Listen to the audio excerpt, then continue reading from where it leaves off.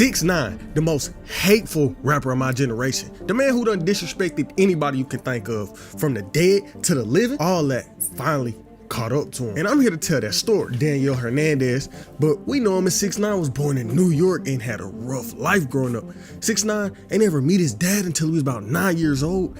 And after they met, his father still wasn't in his life. He went to prison for 5 years for some real bad drug addictions, but his situation keep getting worse. Throughout the time his father was gone, his mother met someone, a man who would later become 6ix9ine's stepfather. He was in 6ix9ine's life and it was real close, and 6ix9ine really looked up to him like as a father figure. Like 6ix9ine had so much respect to this man you wouldn't understand. But one day, all that got cut short. 6ix9ine's stepfather pulled up to the house, and as he was walking to the house, someone shot and ended him all the way back in 2010. And you gotta imagine, at the time, 6ix9ine was only 12, and for most of his life, he didn't have a father.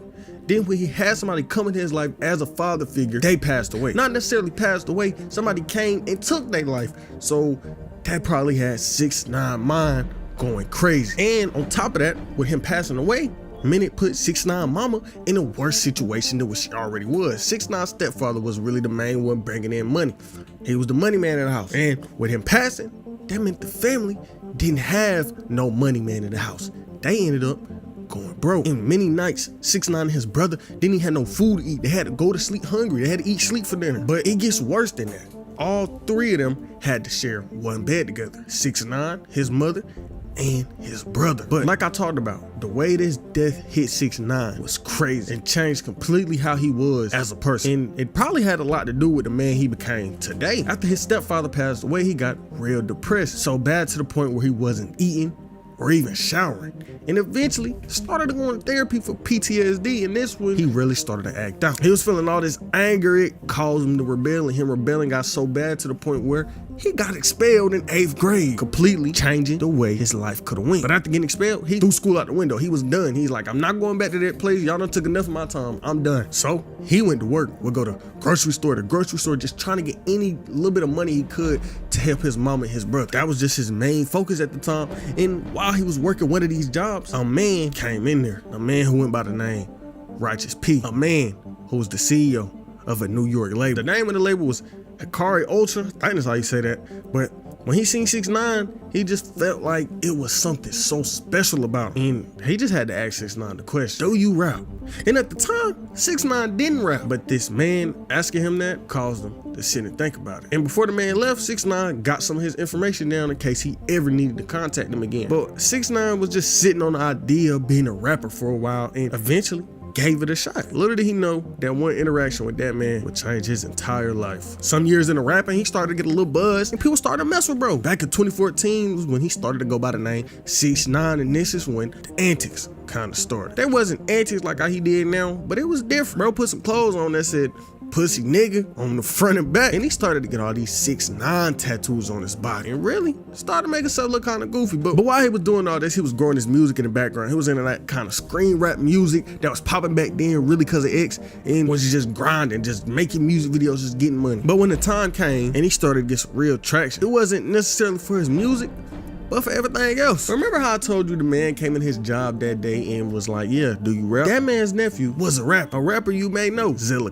They made all this music together, and while this music was being made, 6ix9ine started what we know him for today, internet trolling. He started it, but it didn't get extreme until a while later. But after making his music with Zilla and them collabing so much, it eventually caught the attention of someone else who's gonna be real important in 6ix9ine career. Trippie Redd. Him and 6ix9ine met and instantly started making music. And one of the songs they made was a real classic from that time, Pose 1469. Everybody know how big that song was.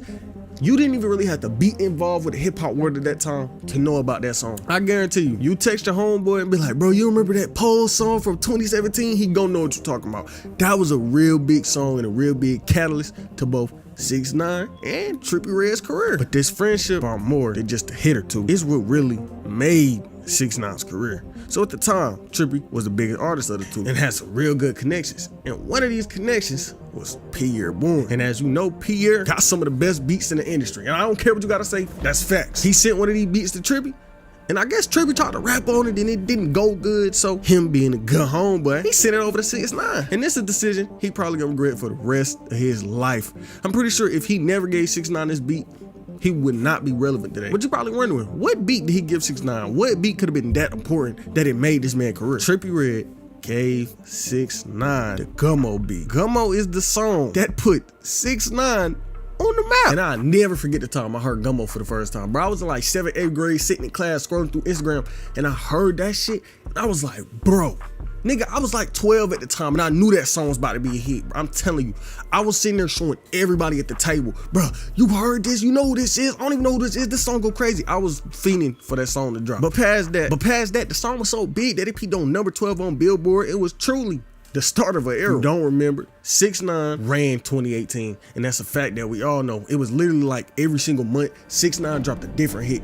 Hit January, hit February, hit March. Like, he just kept dropping them, and they kept getting bigger and better, just growing his career so much. It was really like he was on top of the world. But 2018 was more than just a music year for 6ix9ine. It was the year of the antics. As he dropping all these hits, he trolling on social media, starting beefs with every rapper you can think of. I don't think it's a rapper he ain't beef with yet. One of the most notable beefs was 6ix9ine versus Trippie Redd, Chief Keef, and Tato. You probably remember the song, I Kill People. Shawty know I kill people. That was a real big song that came from them beefs. But past that, he done beef with Juice WRLD, beef with X, Trippie Redd, probably Drake, probably Gucci Mane, bro. Probably any rapper you could think of it on top of your head, he done beef with. As he was doing all that trolling, he did drop an album, of course. And eventually, at the end of this year, he announced what would be his second album of the year. At the start of the year, he dropped the album, but this album was different. He was a way bigger artist than what he was at the start of the year. So this album attracts so much hype, it had so much attention,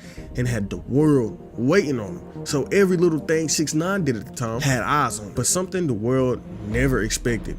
What happened between the announcement of the album and the release date of the album. In an interview right before his album dropped, he was just talking. But one thing he said stood out more than everything else. 6ix9ine said, there's only one thing I fear in life. No, two. I fear God and I fear the FBI. And like I said, the whole world was really looking at 6ix9ine right now because he was finna drop an album. And when he said this, everybody was trying to figure out what he meant. Like, what person randomly says they afraid of the FBI? 6ix9ine knew what was coming his way before the world did. In 2 days after this interview, his life would change forever. 6ix9ine got hit with Rico. And something we know now and didn't know at the time was that the first night 6ix9ine was locked up, he knew he was gonna snitch. No, but yeah, no, first night I got locked up, I watched Lone Survivor, and I was like, I'm definitely snitching, right? And look, I'm not gonna sit here and explain his whole prison situation. Just know that he was facing some real serious time, and he snitched. And really got so lucky because thing at that time, and he had some real bad asthma. So they was like, you can't be here because that's the health risk, so they let him out early. But that came with conditions. 6ix9ine being out meant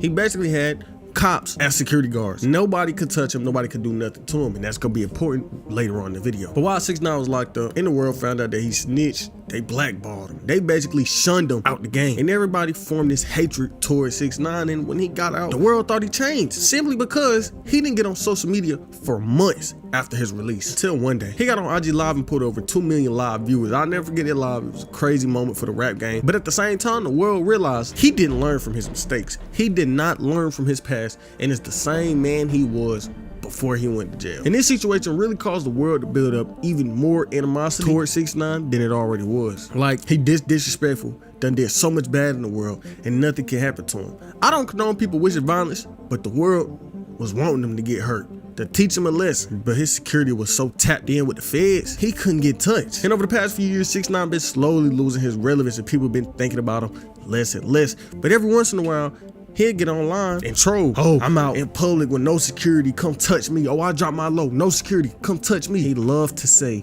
no security, no security, no security. But what he ain't realized was that was gonna catch up to him soon. At the time, he was out there trolling, disrespecting dead, claiming to be untouchable, really building up all this bad karma. And just a few hours ago, I think everything caught up to him. Before I get into this next part though, is you subbed yet? You this far into the video, you gotta be entertained. You might as well hit the button. But on March 21st, 2023, it started out as a normal day for 6ix9ine. He was just living his life It felt like he needed to get a workout in. So he get in the gym, just get some gains in, and after a while, he finished up. It felt like going to the sauna. And as he in there cooling, everything went left. A group of niggas ran down on 6ix9ine in the sauna, start beating him. And 6ix9ine was trying to defend himself, but it was just too many. He couldn't fight that many guys off at the same time. And they was just beating him more and more.